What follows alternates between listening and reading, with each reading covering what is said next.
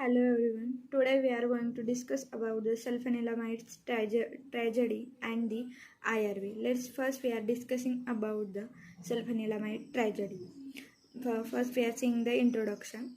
The sulfonylamide, also known as the sulfonylamide, which is a sulfonamide antibacterial drug, and it is an organic compound which consists of the aniline derivatives with a sulfonamide group. The powder sulfonamide was used by the Alica in the World War II to reduce the infection rate, and contributed to a dramatic reduction in the mortality rates compared to the previous war. The sulfonamide is a rarely, if ever, used systematically due to its toxicity, and because more effective sulfonamides are available for this purpose.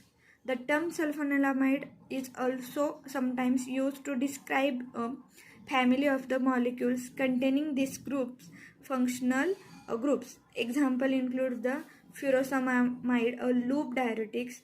The second is the sulfadiazine, which is an antibiotic, and sulfamethoxazole, which is also antibiotic. Let's see mechanism of action of the sulfonamide. As a sulfonamide antibiotic, sulfonamide functions by the comparatively inhibiting, that is by acting a substrate analog, which is enzymatic reaction involves the para-aminobenzoic acid, that is also known as a PABA. Specifically, it is competitively inhibits the enzyme dihydroterotate synthase. The PABA is needed in the enzymatic reaction that produces the folic acid, which is act as a coenzyme in the synthesis of the purine and the pyrimidines. The mammals do not synthesize their own folic acid, so are the unaffected by the PABA inhibitors, which selectively kill the bacteria. However, this effect can be reversed by the adding the end product of one carbon, which transfer the reaction, such as the thymidine, purines, methionine, and the serine. The PABA can also reverse the effect of the sulfonamides. Let's see some history of this drug.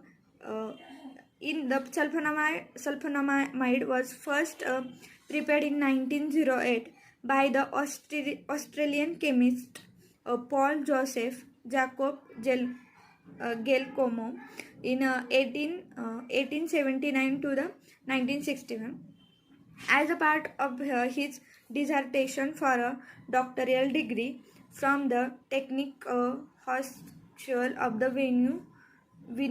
It was patented in 1909. The Jihad, who directed the testing of the product Prontosil in 1937, and the Jacques and the Thesis, who along with the Federico and the Daniel in the laboratory of the chemist at the Pasteur Institute, determines the sulfonamide as an active form, and are generally credited with the discovery of the sulfonamide as a chemotherapeutic agent. In 1937, elixir sulfonamide as a medicine consists of the sulfonamide, which is dissolved in the diethylene glycol poison, and kill more than 100 people as a result of the acute kidney failure, prompting the new US regulations for the drug testing. In 1938, the Food, Drug and Cosmetic Act was passed, and it was only the solvent and not the sulfonamide that was the problem, as the sulfonamide was the widely and safely used at the time in the both tablet and the powder form. The next we are seeing the Contraindications of the sulfonamide. Sulfonamide is contraindicated in those known to be the hypersensitive to the sulfonamides, and in nursing mother it also contraindicated, and during pregnancy, near the term, and in the infants less than the 2 months of the age. Adverse effect of the sulfonamide. Since sulfonamide is used almost exclusively in the topical vaginal preparation nowadays, and adverse effects are typically limited to the hypersensitivity or a local skin reaction. If it is absorbed by the skin, the systematic side effect commonly seen with the sulfonamides may occur. Let's see the pharmacokinetics. A small amount of the sulfonilamide is absorbed following the topical application or when administered as a vaginal cream or the suppository. It is metabolized by the acetylation like other sulfonamides and excreted through the urine. Thank you. Now we are discussing about the IRB or IEC. IRB is known as the Institutional Review Board.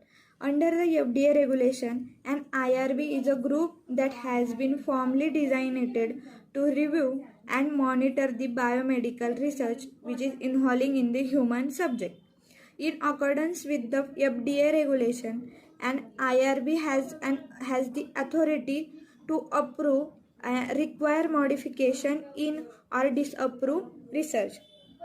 Let's see the purpose of the IRB. The purpose of the IRB is to assure that the appropriate steps are taken to protect the rights and welfare of the humans participating as a subjects in a research study. Along with the developed countries, many developing countries have the established national, regional, or the local institutional review board in order to safeguard ethical conduct of the research concerning both the national and the international norms, regulations, or the code.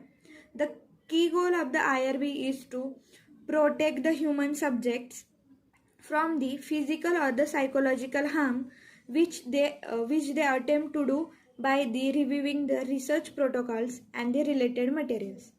The protocol review assess the ethics of the research and its methods, promotes fully informed and voluntary participation by the prospective subjects, which is capable of making such choices, and seeks to the maximum the safety of the subjects. While its composition varies, it often includes a balance of the academia and the non-academia members. This serves to provide a greater scope of the understanding, which helps to ensure ethics in the research. Let's see the composition of the IRB or IEC. IRB consists of the members who collectively have the qualification and the experience to review and evaluate the science, medical aspects, and the ethics of the proposed trials. It also includes at least 5 members, of which at least one member whose primary area of the interest is should be non-scientific, and at least one member who is independent of the institutional or the trial site. Let's see the member of the IRB or IEC.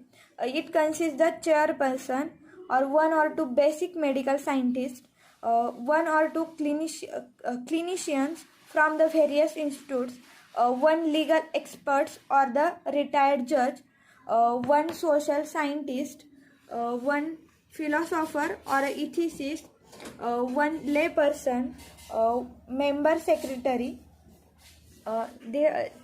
These are all the members of the IRB. Let's see the what is the responsibilities of the IRB.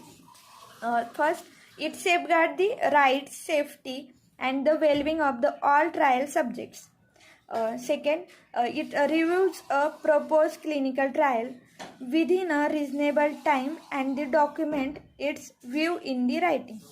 Third, conduct the continuing review of the each ongoing trial at least once per year.